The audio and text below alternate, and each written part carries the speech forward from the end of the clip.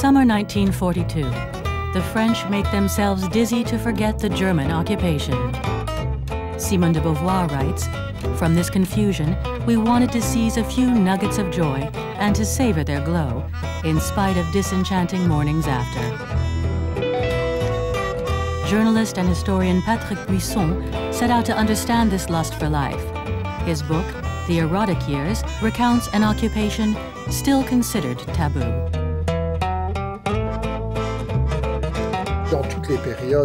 In all periods when death is present, the survival instinct asserts itself. Life resists death.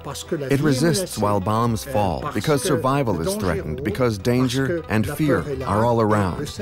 And during wartime, sexual behavior is the maximal indicator of mental states.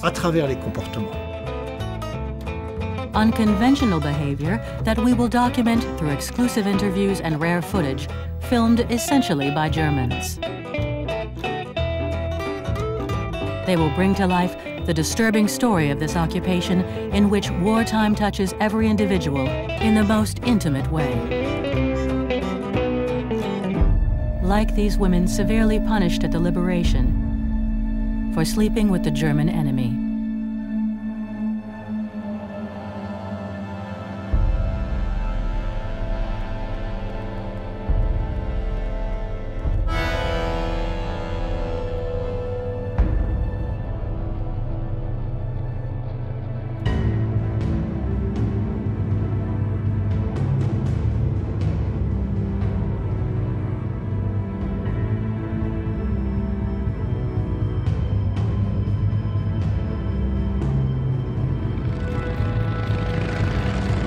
It all begins one day in June 1940, an unforgettable day for Gisèle Guillemot, a young Norman factory worker who would later join the resistance. It was appalling to see them turn up like that, an entire horde of handsome, well-dressed soldiers on brand-new motorcycles. It was impressive, and it was also demotivating. I remember thinking, how will we ever get through this? This is not possible. We'll never make it at the sight of all that force. On June 14th, Paris is declared an open city. For several days, the German army parades in the capital.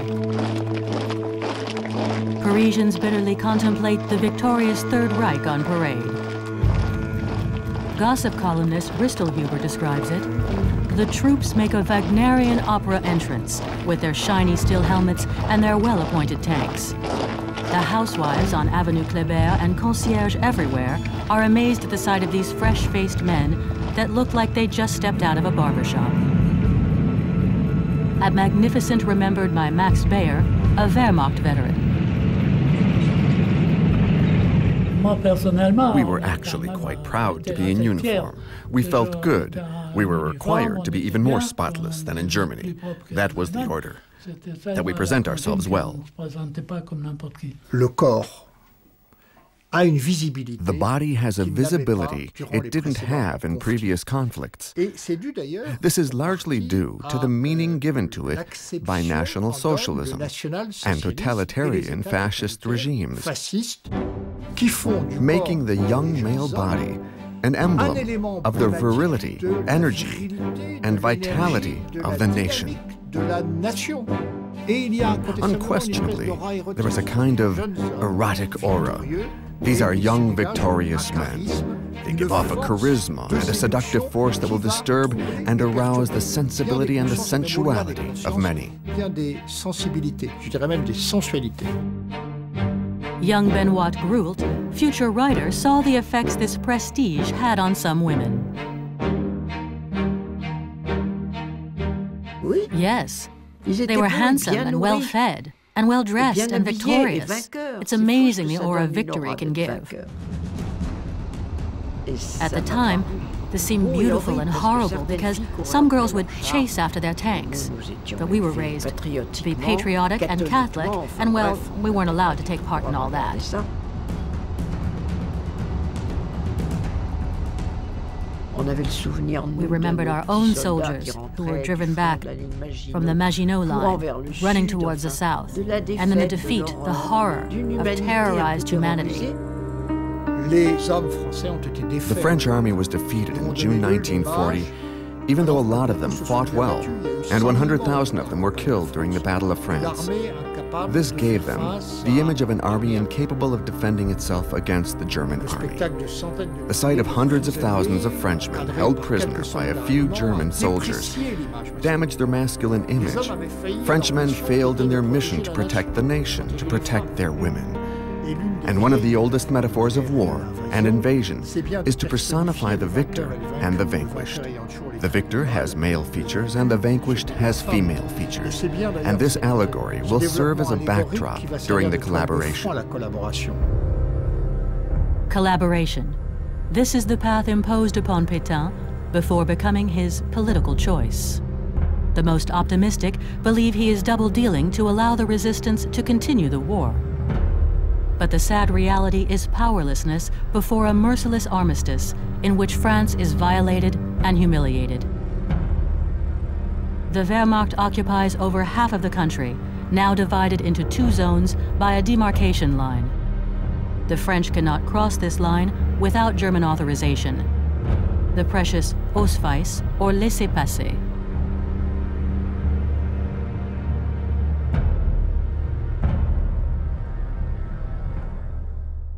Against all expectation, the occupier helps the French authorities to put the country back together. But it is in their interest to erase the destruction of the Battle of France and come to the aid of the French population lost on the roads of the Exodus.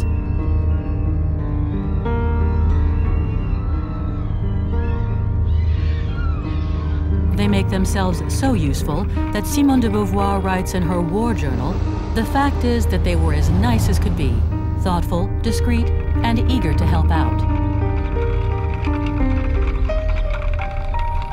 Their orders are to help and respect the population, especially women and children. Abandoned populations trust in the German soldier. This is a well-known poster that shows a German soldier holding a child in his arms. Another child is at the bottom of the poster, giving the German soldier a trusting look. This soldier is intended to replace as protector the weak French soldier who was just taken prisoner during the Battle of France. At the time of the Exodus, my parents believed that if Germans arrived in Paris, we would be raped. This is the reputation the Germans had from the First World War. So they put us on a train like two packages. We were 14 and 18 years old. We went to my grandparents' house in Concarneau. But then after we were there 3 months, we saw that the Germans were very correct.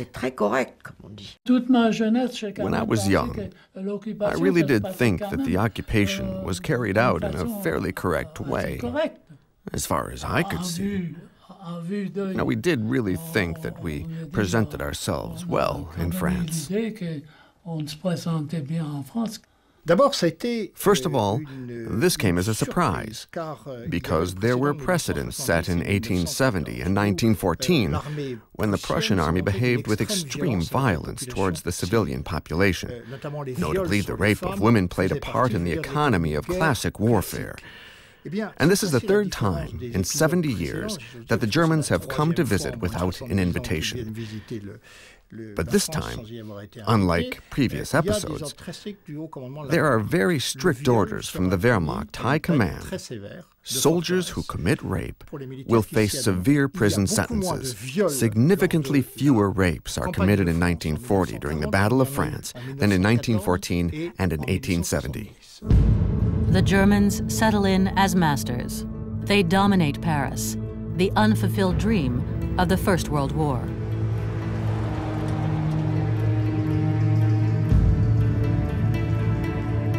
A dense network of military barracks stretches out across the occupied zone. A soldier writes in the guest book of a Champs-Élysées hotel, "It feels just like home. Many thanks." The Germans are everywhere, even in the smallest villages.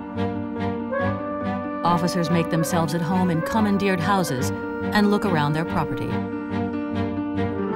They can almost forget about the war. A well-considered propaganda campaign follows this installation. The occupying army wants order and smooth relations with the occupied population. Future dramatist Pierre Barrier, then age 17, remembers. Nous avons eu 35 Allemands dans la maison. Je dois vous dire qu'ils étaient, comme on dit, We had 35 Germans in the house, and I must say that they were, as we say, very correct. And there was a Feldwebel, a sergeant, who was quite severe and who controlled his troops perfectly. We had no damage whatsoever in the garden and the house. A charm offensive goes into full swing. On arrival, the German army gives concerts in the major public squares in Paris. Intelligence service records show that thousands go out to watch. But Benoit Groult's family remains faithful to the memory of the First World War and is not taken in. My father would have never forgiven us for going to a German concert. It was our way of resisting, even though it was quite feminine and timid. My father was still very attached to the memory of the First World War. He even still called them Boche, so we were forbidden to look at a German. My sister and I weren't interested in finding out if they were handsome or ugly. We had decided to close the door on their seduction. Like Benoit Groult, many French women cultivate indifference. But for some, the ice begins to melt. Fear gives way to curiosity. And sometimes, curiosity opens the door to sympathy. France was wonderful because I lived well in France and I hardly ever saw any violence or felt in danger. I had quite good relations with people. And even though it's something people don't really talk about, generally speaking, we Germans were fairly well accepted. The advantageous exchange rate gives even the most modest private the means of a millionaire. The good life can begin. They are all happy as God in France. This is a German saying that inspired the title of a book from the 1920s. Is God French?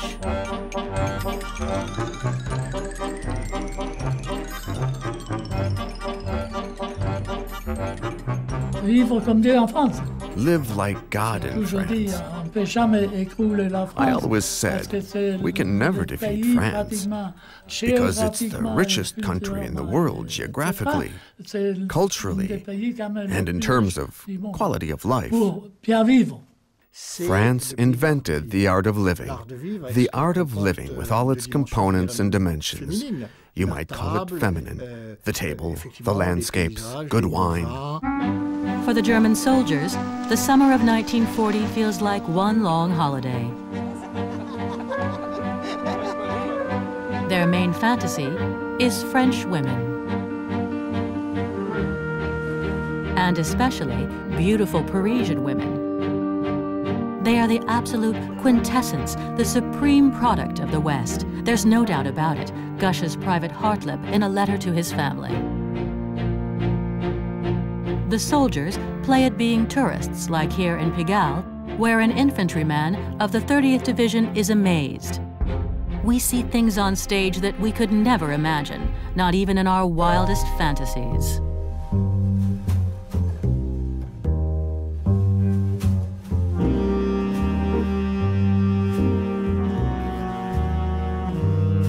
For some, these fantasies continue through the night.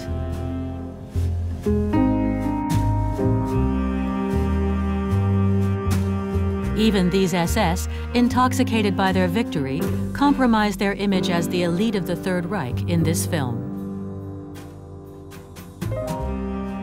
German staff officers disapprove this lack of discipline and worry about controlling the sexuality of their troops.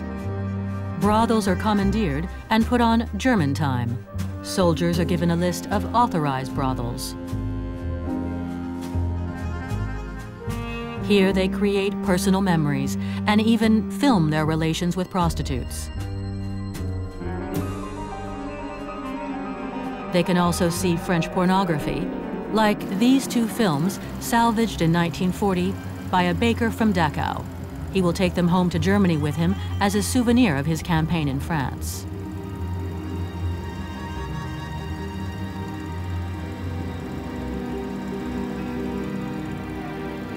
To prevent any contamination, Wehrmacht doctors make soldiers pass sanitary inspections, like here at 122, the most famous Parisian brothel.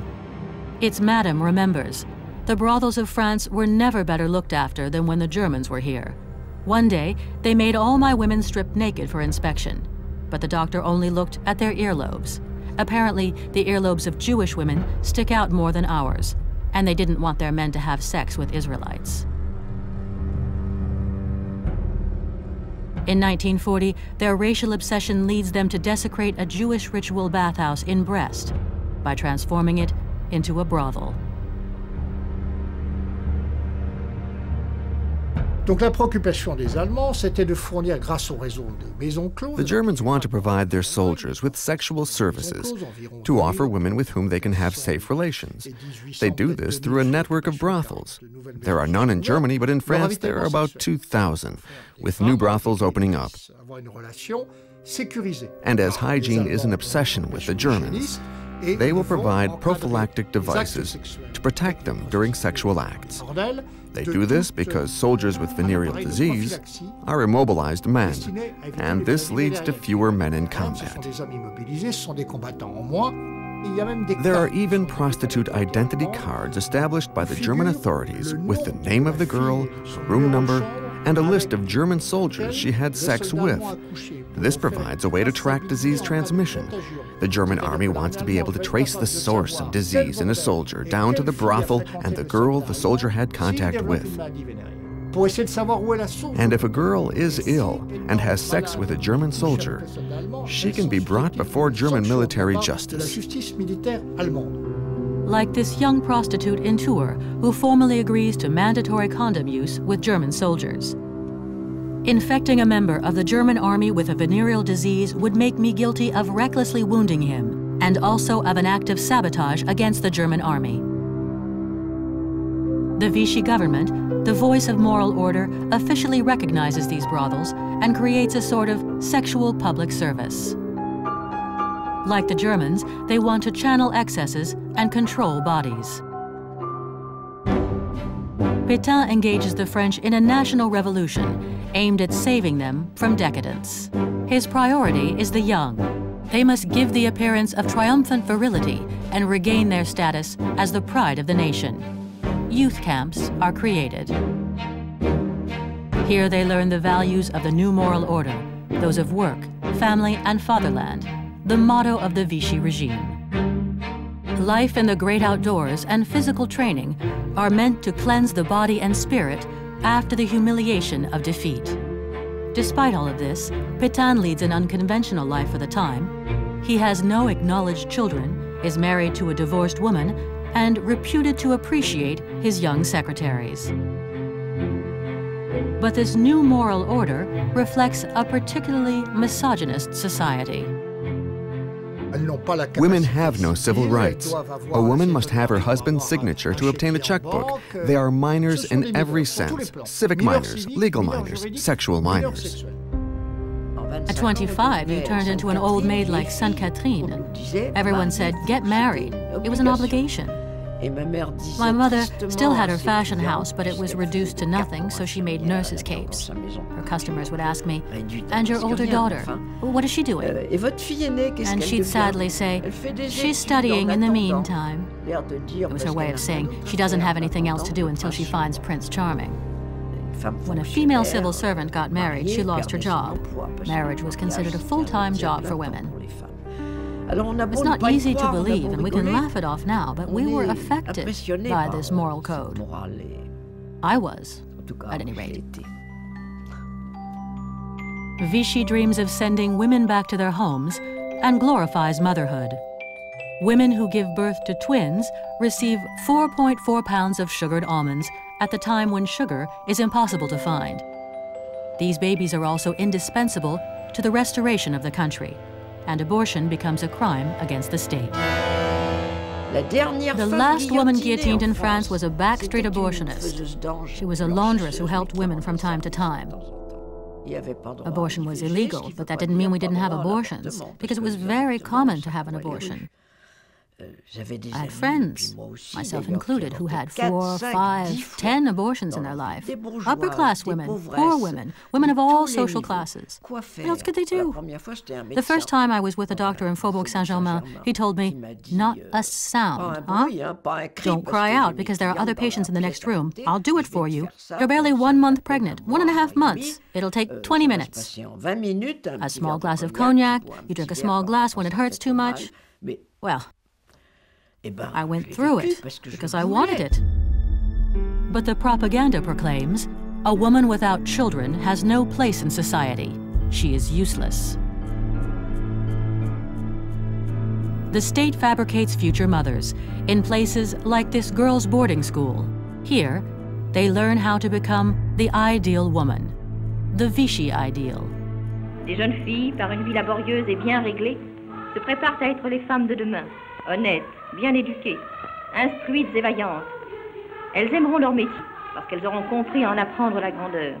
There was a time when boys would happily say, I can't stand intelligent girls. That's how they thought. The misogyny was horrible.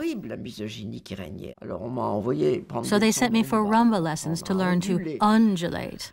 It was humiliating. That's why I thought it would be better to become a nun. I'd be left in peace and no one would bother me anymore about the way I walked. The French are bombarded with naive propaganda. The state makes prudery a national virtue and even tries to ban the wearing of shorts on the Côte d'Azur. But if Vichy is prudish, the French are not. A joke circulates. A policeman gives a ticket to a young girl. Didn't you know that shorts are forbidden? And she says, would you rather I took them off? Despite shortages and rationing, women want to maintain their femininity. Requisitioned by the Germans, wool, leather, and silk are impossible to find. A multitude of tricks are used to save appearances. La dernière trouvaille de Paris, c'est le bas de soie sans soie. Il s'agit tout simplement, mesdames, de vous teindre les jambes. C'est facile et pratique. With their bare legs, women reveal a new kind of sensuality that turns many heads. Staying stylish is everything, remembers Yvette Le Bon, a young starlet of the day. Oh yes, I was always stylish. Perhaps there was a need. It wasn't revenge, a need to... How can I put this? A need to dress up, to keep up appearances. I don't know. Because fashion is also a way to face the occupier with pride. I remember one day in the metro, Madame Steve Passeur was wearing a hat made of material that was like newspaper print. You know, it was shaped like a kind of enormous cabbage on her head. And I saw a group of German soldiers who were all laughing and pointing at her, and Madame Steve Passeur, who was never lost for words, said, "Look at those idiots. At least they won't be wiping their asses with it." Women come into their own. Some alter and wear the civilian trousers left behind by their husbands, held prisoner in Germany. Because from now on, they must provide for themselves and assume the responsibilities of day-to-day life. The war on the Eastern Front escalates the plunder of France. Goering warns, tell the French factories who don't deliver that they will have nothing on their plates. I will send the French old Cossack saddles to eat. The Russians have had their fill. Faced with a terrorizing regime, some women choose to join the resistance, like Gisèle Guillemot. I had a choice. I either became a frivolous young woman like so many who went to work for the Germans because there was nothing else to do, because wherever you worked in some way you were still working for the Germans, or I did what I wanted to do, which was to join the resistance. And I would finally do something that made a difference. So I chose the resistance. When we went to Paris, we stopped along the way. There was a beautiful cherry tree off the road. We said, let's eat some cherries. When we got back, we found they had slit 2 of our tires while we were under the cherry tree. There we were with 2 flat tires. We had to repair our 2 tires to get back to Paris. The Germans aren't really as happy as God in France. Attacks on them increase. And one of their fears is falling prey to a female resistance fighter. As a part of the resistance, women and active female members will be trained to seduce German officers to acquire information using classic espionage techniques. The Wehrmacht High Command in Paris observes that the first 10 attacks committed by resistance fighters involve cadets, officers, or enlisted men who all had a relationship with a French woman. Moreover, the fact of being with a French woman creates routine behavior. They arrange to meet in the same places, the same cafes. They meet up with their girls at almost always the same place. Don't you know the story of Matahari? It wasn't the same period, but we used the same methods. There were girls who slept with Germans to get information. Of course. And it was a good thing. Because I think that sometimes it helped to avoid disaster. The best way was to get involved with a high-ranking officer. An officer, or at least an important officer, and get him to talk a little, and then... However, that wasn't my job, but there were some women who did that work. The Cham offensive is over. Relations between the occupier and civilians deteriorate. French women will pay dearly for this change. The young soldiers who must leave for the Eastern Front have nothing left to lose. Some lose control and photograph their crimes with abominable complacency. Like in the village of Malence, where Denise Barbier, a 27-year-old teacher, is raped and strangled in her school by a member of the 8th Panzer Division on April 1st, 1941. A suffocating atmosphere spreads over a population condemned to fear and hunger. Very few can afford to pay someone to stand in line for them. The shops are nearly empty, but people still line up for hours for what is left. We were swept into this life under the occupation. We stood in line for at least 1 hour a day, if not 2. I had a little folding chair in my pocket. If we saw a sign in a shop window that said, "Ration tickets honored today," we sat down and waited. I always carried a book. We waited in line for as little as an ounce and a half of cheese. And we chose boyfriends for the same reasons that might seem ill-mannered today. It was because he was a farmer's son. He studied Latin at university with me, and his father was a farmer in Poitou. I thought that if I went on holiday with him, it meant we would visit farms and there would be butter on the table. It's hard to imagine the lack of butter, of eggs. Later, I married a man with tuberculosis, and I would send him an egg a week. It was like a treasure. It's hard to imagine the hunger. It wasn't as bad as it was for prisoners, but it gnawed at us every day. The cornbread and all the other awful things we ate. And we chose a country boy because we told ourselves we're going to have to gather hay, but at least there will be roast beef on the table. And there'd be bacon, because after 2 or 3 years we dreamt about things like that. We became a bit obsessed. Vichy is in a fundamental contradiction. The cost of the occupation imposed by the Nazi army is colossal, and Vichy doesn't have the means to provide the social services that the French state needs to protect its women. Especially the wives of the prisoners of war, who are the hardest hit by the restrictions. They earn a miserable allowance, the equivalent of about 300 euros per month. Hardship throws many of them out on the streets. For these women incapable of surviving alone, occasional prostitution is a tempting source of income. When there is no other source of survival but one's body, well then the body becomes an object of trade. This is called prostitution. It's like another form of currency, and what makes it different and better than currency is that it never runs out. It can be used again and again. By resorting to occasional prostitution, the wife of a prisoner of war can earn in 1 hour the equivalent of the daily military allowance given to her by the French state. It was often poor girls. It was rarely girls from rich families. It was girls who didn't have any money, girls who perhaps saw a way to have someone who would give them money to buy extra things on the black market. A little money each month, not much. A minority of women will fall into adulterous relationships either with Frenchmen or even with German soldiers. And this will be very dramatic for a certain number of prisoners of war who most often discover these affairs because of denunciation letters that are sent to them in their camps. These abject denunciations bluntly inform the prisoner that his wife is living with a German, that his wife is pregnant with the child of a German.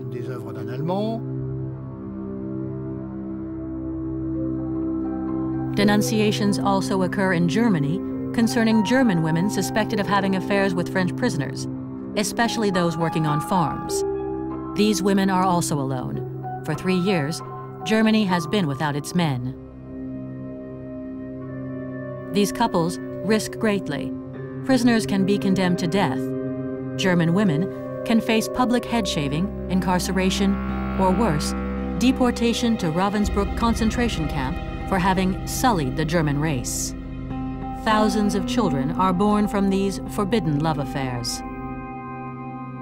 Most prisoners live in crowded conditions and lead monotonous daily lives.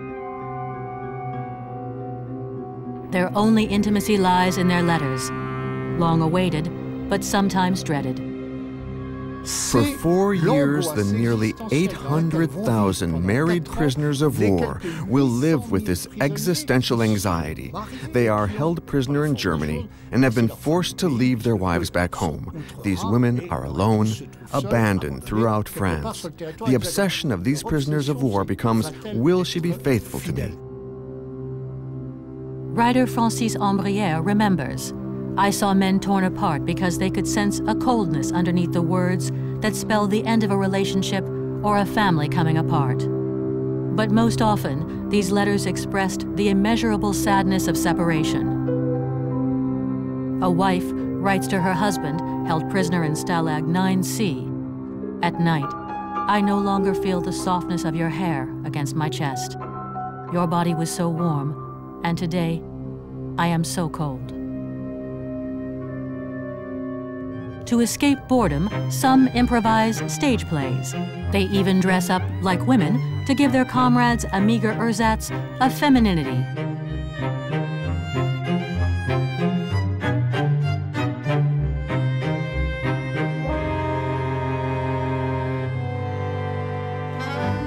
And to help them keep up their morale, French artists visit them, like Daniel Darieux, Albert Préjean, Junie Astor, Viviane Romance, and Suzy Delaire during a promotional tour in Germany. Goebbels plans to use these actors to bring about acceptance of the idea of a French-German rapprochement. He takes special care of these superstars, invited upon their return to a Propagandelstaffel reception at 52 Avenue des Champs-Élysées. Later, Viviane Romance will justify this trip. We were helping Danielle Darieux, who did everything she could to see her companion Porfirio Rubirosa, a Dominican diplomat held prisoner in Germany. 6 months later, Porfirio is released and marries Danielle in Vichy. She will stop making films until the end of the war, unlike her friend Yvette Le Bon, who adapts and makes many films. J'ai fait 3 pièces avec Sacha Guitry. J'ai fait Désiré I did 3 plays with Sacha Guitry. I did Désiré Clary. I did La Romance de Paris with Charles Trenet. You see, the entire occupation was occupied by theater and cinema. Indifferent to politics, Yvette Le Bon becomes the mistress of the godfather of the collaborationist press, Jean Luchaire. He makes her the Venus of Les Nouveaux Temps, in which an article offers these details: 5'4", 36-inch hips, 25-inch waist. More than ever, these carefree starlets fascinate the French, who come to the darkened theaters in search of a little escapism and warmth. It's the golden age of French cinema, and for its stars who lead privileged lives. Here, Yvette Le Bon enjoys the races with Albert Préjean and her lover's daughter, the actress Corinne Luchaire. I don't want to be malicious, but all the actors who performed went out on the town. There was a kind of heedlessness. I don't know if we realized how bad things were because we were a bit privileged. For provisions, for a lot of things.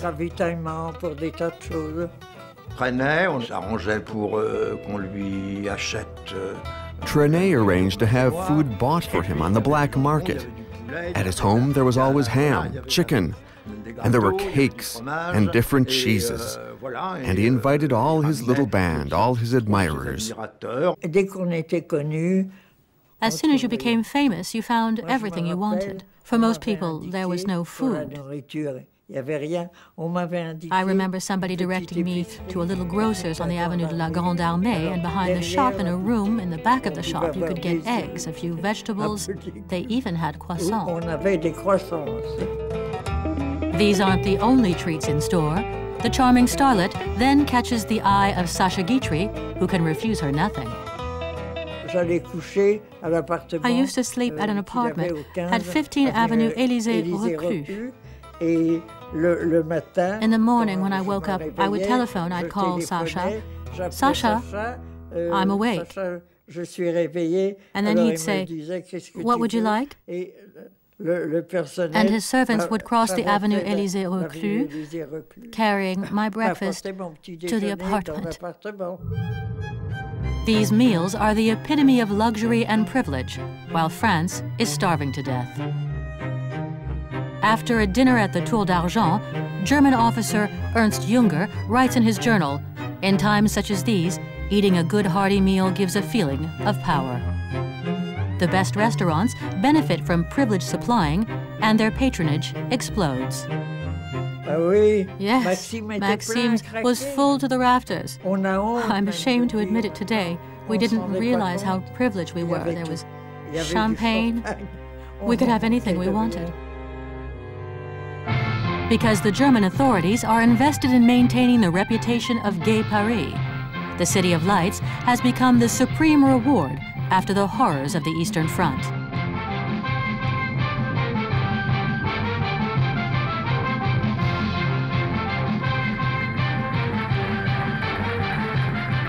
Officers have at their disposition the whole spectrum of nocturnal pleasures. Crowds pack the cabarets and nightclubs, which offer good food and beautiful women.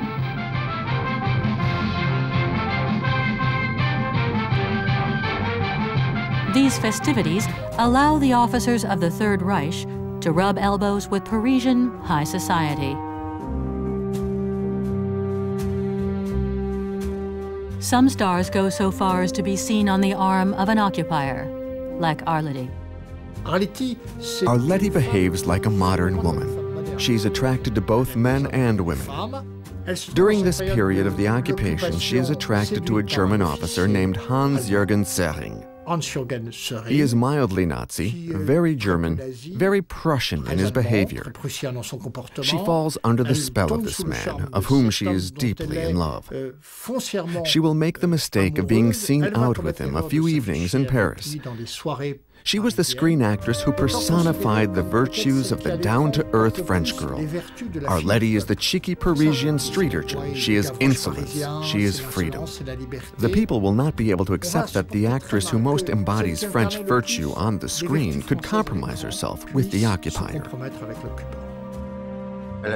She was very arrogant with the public. When she was booed, she said, "Ah, I see that the public has no sense of collaboration." She didn't care what people thought. And José Laval would go and pick her up in his car. She'd sink down in the seat to avoid the audience seeing her leave the theater. It was a very sad experience for her. Some stars may have slept with the occupier, hoping to advance their careers, hoping to be noticed. Not Arletty.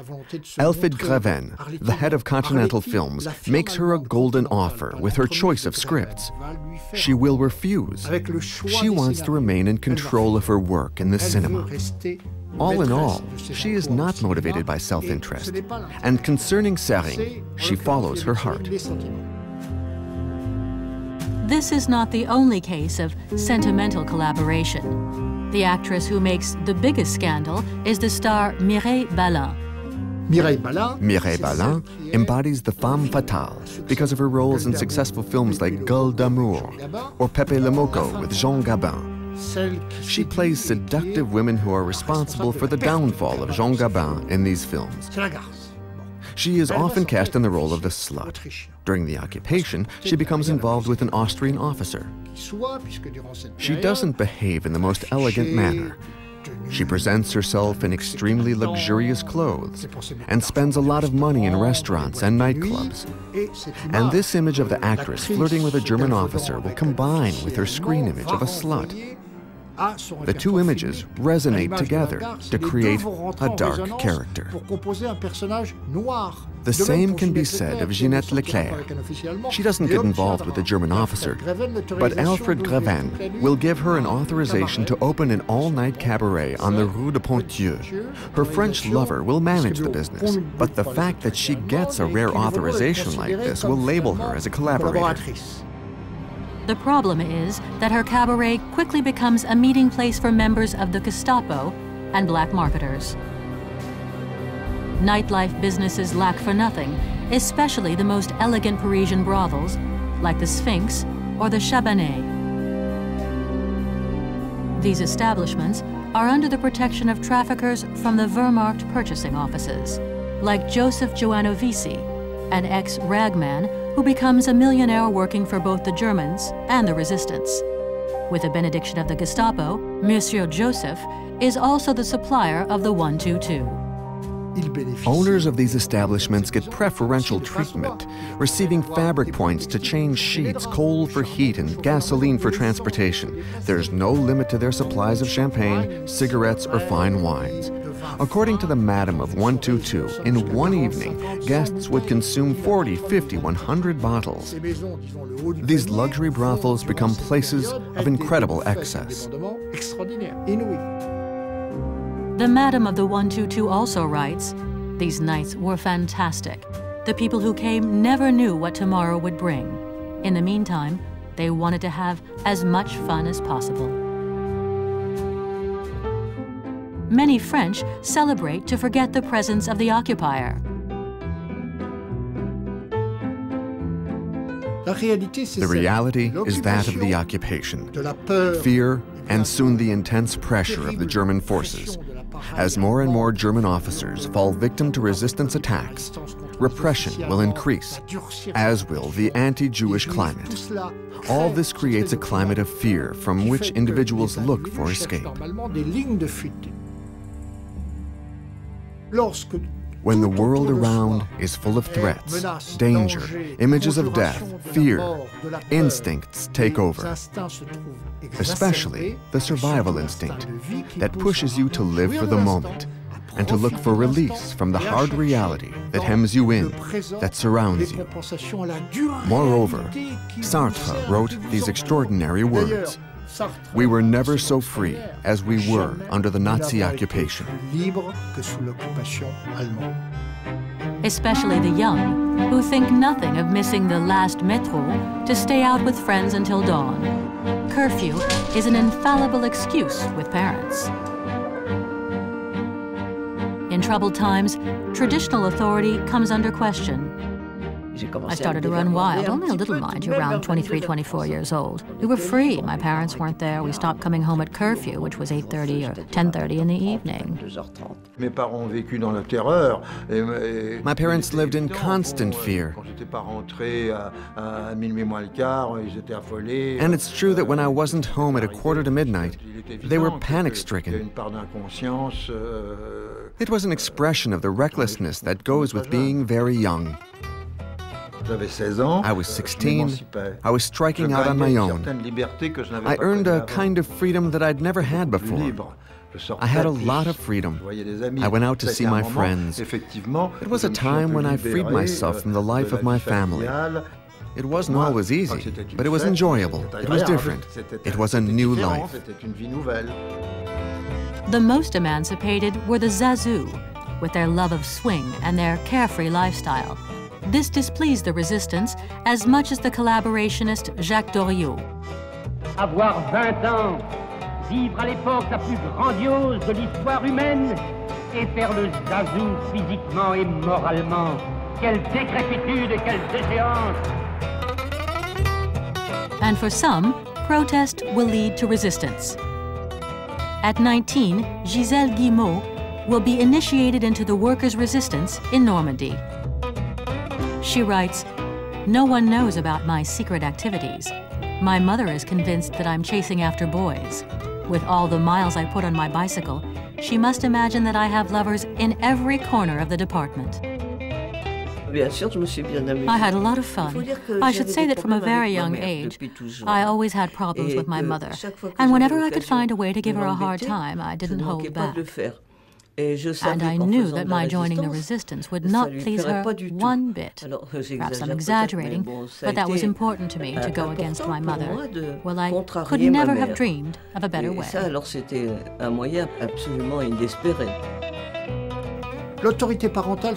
Parental authority takes a beating because many families have been separated by the war. The father is absent. The mother is the only parent left to govern the family. The young adolescents take advantage to a certain autonomy resulting from the war and the occupation. They have a new kind of freedom that they would not have had and that they did not have in peacetime. This freedom even encourages unconventional liaisons, as witnessed by Pierre Barrier. C'était chez un décorateur célèbre qui avait un très bel appartement rue de Rivoli. It was in the home of a famous decorator who had a very beautiful apartment on Rue de Rivoli. Donc les invités s'étaient attardés chez lui, mais c'était un cercle de. The guests had stayed late because of curfew. It was a circle of musicians, composers, and literary men. It was, let's say, an artistic, intellectual evening between old friends.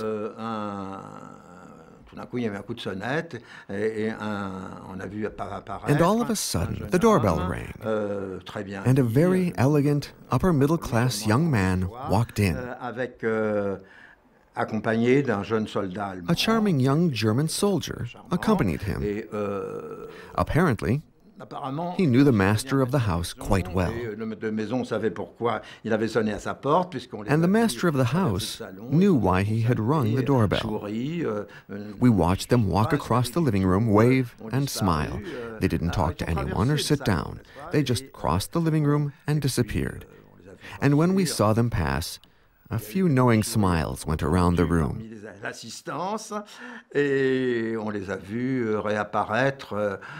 And then, an hour later, we saw them reappear and leave. I don't know if he had a pass, because he left with the German soldier. Apparently, the decorator had offered his hospitality to these young men to come over and have sex. France was considered a sort of haven for homosexuality because of the legal tolerance it offered. However, this did not mean there was social tolerance. Homosexuals were only accepted in literary circles and in the upper middle class.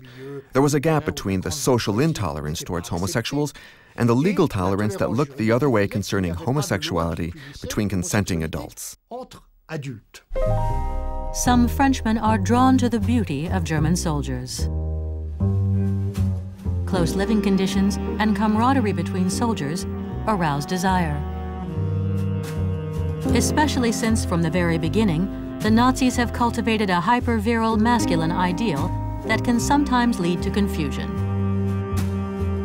At the start of National Socialism, there was a battalion of stormtroopers led by Captain Ernst Röhm, who is known to be homosexual. During this period, part of the left, and in particular the Soviet Union, will theorize about a connection between fascism and homosexuality. The idea develops in some circles during the period just before the war. And when the Germans arrive, this leads to the universal belief, in France as well, that they are tolerant in regard to sexuality, which is not at all true. The confusion is such that writer Maurice Sachs, who is both Jewish and homosexual, doesn't fear anti-Semitic persecution. He even affirms, "It's not the same for me. I'm a pederast." The reality is that for the Nazis, homosexuality is a degeneracy. They even interrupt the filming of Mermoz to arrest the leading actor, Robert Hugues Lambert, probably because of his liaison with a Wehrmacht officer. He will be deported and die in the Gross-Rosen concentration camp on March 7, 1945. He was arrested a few weeks before the filming ended. There were still a few more scenes to shoot for the film, and Henri Vidal was hired to be his body double. But they still needed Lambert's voice, and he was being held at the Drancy internment camp. So the film crew managed to have Lambert record some dialogue from the other side of the barbed wire fence. Lambert was then deported and died in a camp. It's just incredible to have finished the film with a prisoner. In spite of everything, homosexuals in France will be spared roundups and systematic persecution. A handful of intellectual collaborators, like the Minister of Education Abel Bonnard, openly admire the new man of the Third Reich. He is in love with the uniform. He is in love with the militia. He thinks the boys in the militia have perfect bodies. He speaks in these terms. He is in a kind of love-besotted surrender in front of young men in uniform, be they French or German. And so the resistance begins to associate homosexuals with collaborators. Songwriters who sympathize with the resistance call him L'Abel Bonnard. He embodies the lack of virility, or allegedly weak virility, shown by the members of the French state who collaborate with Germany. To collaborate with Germany requires a submissive spirit. And to the resistance, Abel Bonnard is the prototype of an intellectual whose sexual orientation predisposes him to submission. His homosexuality is blamed, when it is actually his ideological choices that are questionable. Summer 1943. A wave of young recruits from the TOT organization arrived to build the Atlantic Wall, intended to prevent an Allied landing. Hundreds of thousands of Germans are stationed across French territory. This creates a paradoxical situation. There is an imbalance between the male and female populations. Between the years of 1940 to 1944, women of childbearing age outnumber men in a ratio of 5 to 3. The men are absent because they are prisoners of war, or voluntary workers, or conscripted into the compulsory work service, and this maintains an imbalance of numbers very much in favor of women. The demand is out of balance on the marriage market and on the sexual market, and there are not enough French men to satisfy French women. In terms of personal development, of course, no. We were on hold, and it was never ending. It was like we were wearing blinders, like we were under house arrest or faced years of prison. But not everyone can avoid the company of Germans, because they have become the main employer in France. The Field Command and the TOT organization recruited tens of thousands of women who went to work for the German army. These women were the most exposed to sentimental collaboration because they were working for Germans and saw them every day. There were a lot of Germans stationed in provincial towns, and the women saw them every day. After a while, their eyes would meet, and they would exchange a few words, and then, whoop! Those years were so empty. There were so few French men, and they wanted a companion.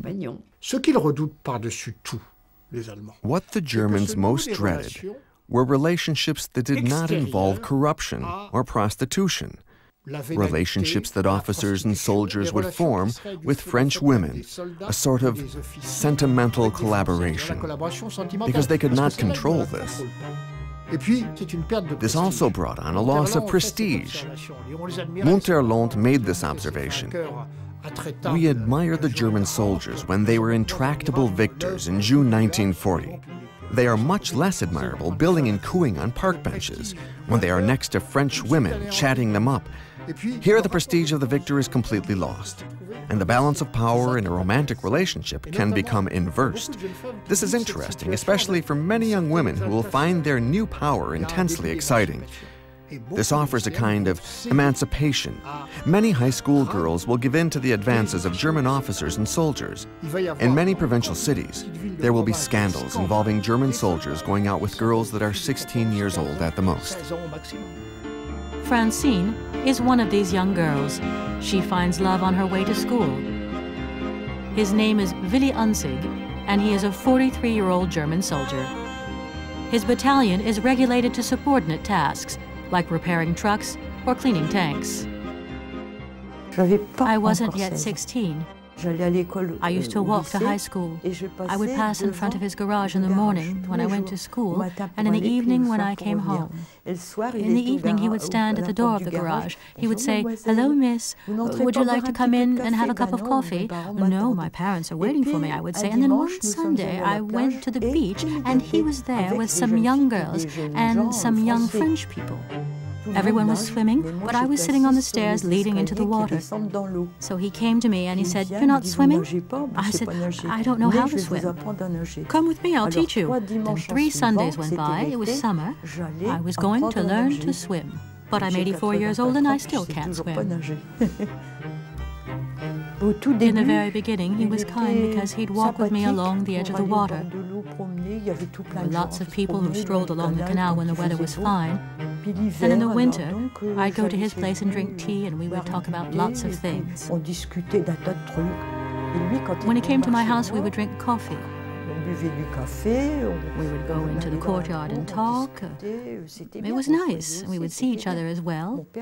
It was nice. My father allowed him to come into our house. I never thought that I would get involved in something like that. And then one day at home, I felt faint. Francine is pregnant. With the help of her parents, she leaves home to give birth anonymously in Paris. She is not alone in hiding her pregnancy.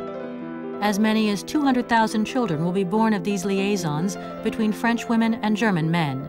Unintentionally, Vichy makes life easier for these women by legalizing anonymous childbirth. Improving the birth rate takes precedence over moral order. 3 of us were very young women. Many of the women were all alone, older unmarried women and younger ones. There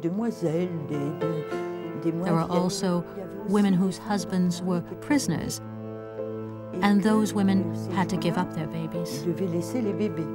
Francine categorically refuses to abandon her baby. The problem is that to everyone else, it is a Boche baby, so its origins must be kept secret. For months, no one saw the child, because the side of our house was next to the door where the customers came in, and the store was crossways with the courtyard.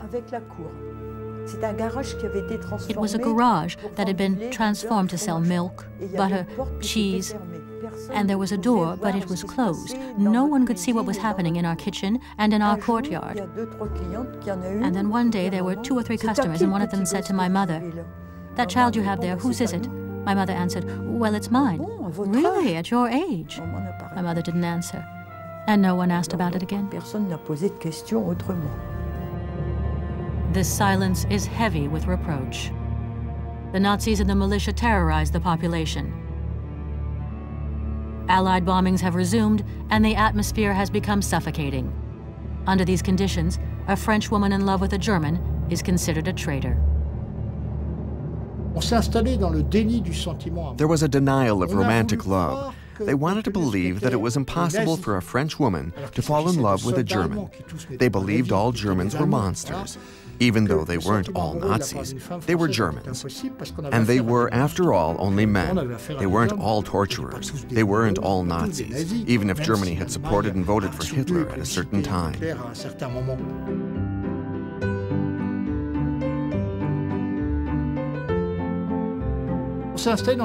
They began to deny the existence of the oldest motivating force in the history of humanity and in all romantic literature, the final motivating force of Romeo and Juliet.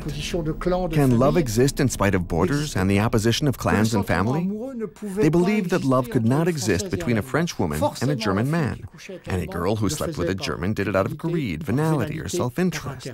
There were women who committed suicide when the German officers and soldiers pulled out. These women weren't acting out of self-interest or greed. It wasn't like they were named ambassador or... They had real love affairs. It's a pity, I know. But I could never blame them. No, never. It's too easy to say she's guilty and deserves to be put in the stocks, exposed. What does the future hold for the child of a German father and a French mother conceived in the spring of 1944? Nothing. Any reasonable woman or man would have come to this conclusion. This proves that these love affairs developed outside any political context. When the Germans left, Willy sent me a letter telling me, we're pulling out. I don't know where we will end up. I'll write you as soon as I can. At the end of his letter, he writes, I wish I could kiss you forever, my little minx. And then one day his letter stopped, and she has never recovered. Un souvenir impérissable. I have memories. Je ne peux pas y penser. I'll never forget. Non, voilà. Je ne peux pas y penser sans pleurer. I still can't think about it. No, I can't think about it without crying. Voilà. He was my first love. C'était le premier. These French women and their German soldiers are torn apart by the war. They are not alone. For many women, love goes hand in hand with misfortune. Like Gisèle Guillemot, who loses her first love, also a member of the resistance. Moi, j'avais un amour. I had a childhood sweetheart. When we moved into our factory housing, there was a little boy with big glasses who played in the street. I watched him from the window, and I fell in love for the first time. So I went down to the courtyard, and we said hello.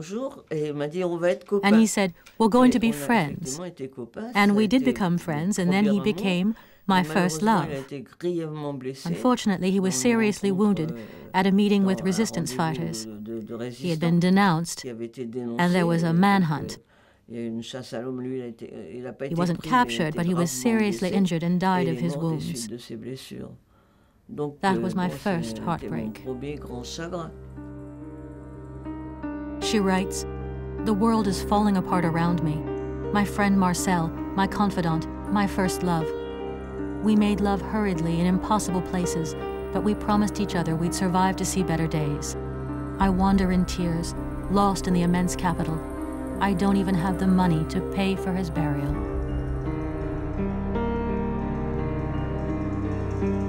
Benoîte Groult loses her first husband, a victim of tuberculosis that ravages the population. He had planned to travel across Spain to join the Leclerc division. He had hematosis 2 days before leaving. He was spitting up blood. It was a symptom of advanced tuberculosis. His father told him, you're not leaving, and instead he went to a sanitarium. And then he came back for our wedding, and then he got much worse because there was nothing to eat, not even in the sanitarium. I sent him powdered milk that I was able to get from a friend with a baby, along with an egg a week. And I thought I was making him a splendid gift. We had nothing to eat. There was no heat, even in the sanitariums.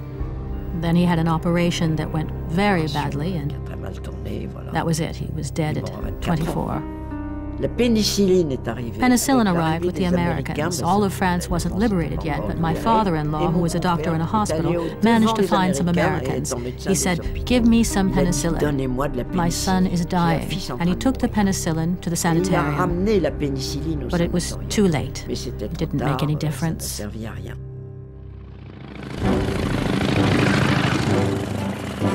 Summer 1944. The Germans will soon lose the war. The future lies with the Allies, who bring a breath of freedom. For the French, deliverance brings euphoria. But sometimes, this frenzy gives way to revenge. All those who took pleasure in the occupation must be punished. Those who ate well when France was hungry. Those who made love with the occupier while the resistance fought. Those who had heat when France was cold. Those who smoked cigarettes or women who had silk stockings when all these products were inaccessible to the average Frenchman. At the liberation, the French who went without for so long will take revenge upon the French who took pleasure. Essentially, national identity was based on suffering.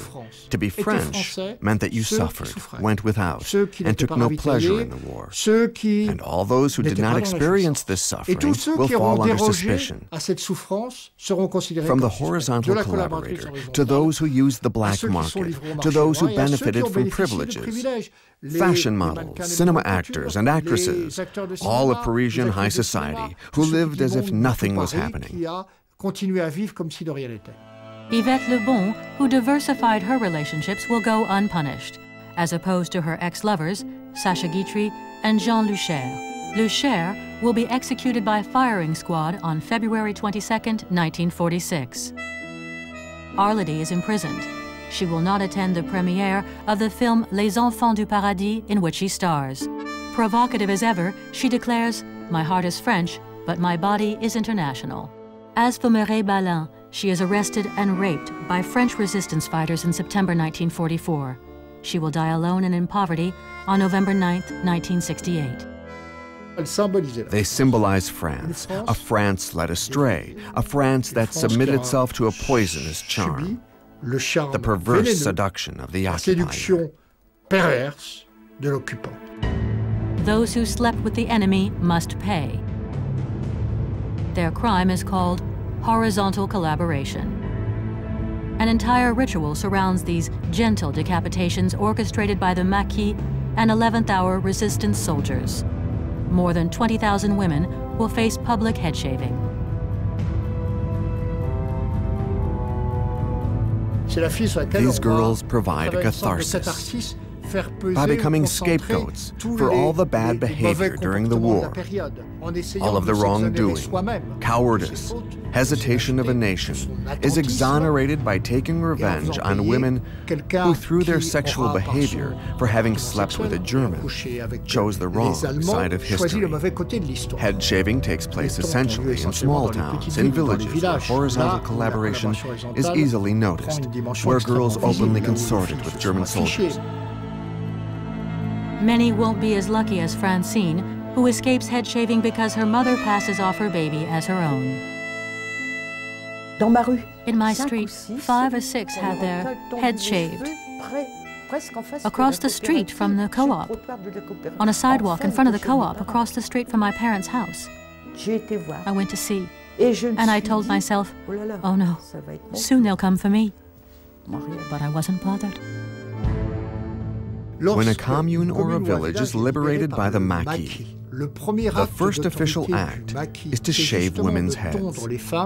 This is done to reaffirm the rights of the nation, and oddly enough, of the men, upon the sexuality of the women.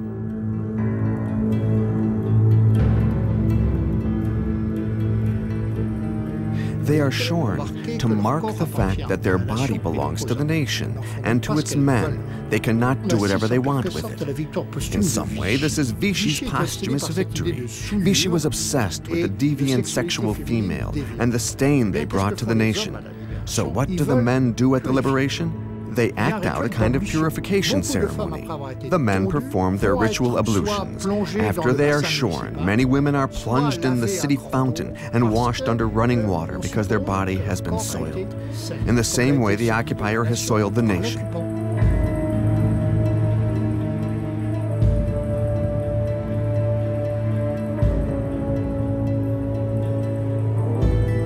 Shearing isn't the only punishment. It is only one possible punishment. There will be 2,000 summary executions among women who slept with Germans. Other offenses concern belonging to collaboration organizations, wearing a uniform, being seen with German soldiers, being responsible for a denunciation. For the French women who stand on the right side of history, this is the beginning of a love affair with their rescuers. When the Americans arrived, suddenly everything changed dramatically. We had completely forgotten about the war. They were handsome, well-fed, innocent. They found all Parisian women delightful. In their eyes, even the most ordinary woman in Paris, myself included, was an enchantress. The Americans stayed a week or 2 at the most. There was no danger of complicated love affairs. We just had sex. Ce qu'on n'osait pas dire à l'époque. Something nobody dared talk about in those days. Et comme on parlait très bien anglais avec ma sœur, parce que my sister and I spoke English very well because my mother worked and we were raised by an English nanny. Alors on s'est inscrit. So we signed up to be hostesses along with many other girls from very good families. Pour être hôtesse, pour emmener visiter. We took the Americans to visit the Louvre, the Eiffel Tower, etc. Avec les Américains. And we were allowed one evening a week out dancing. We discovered whiskey, cigarettes, and jazz. All of a sudden, it was madness.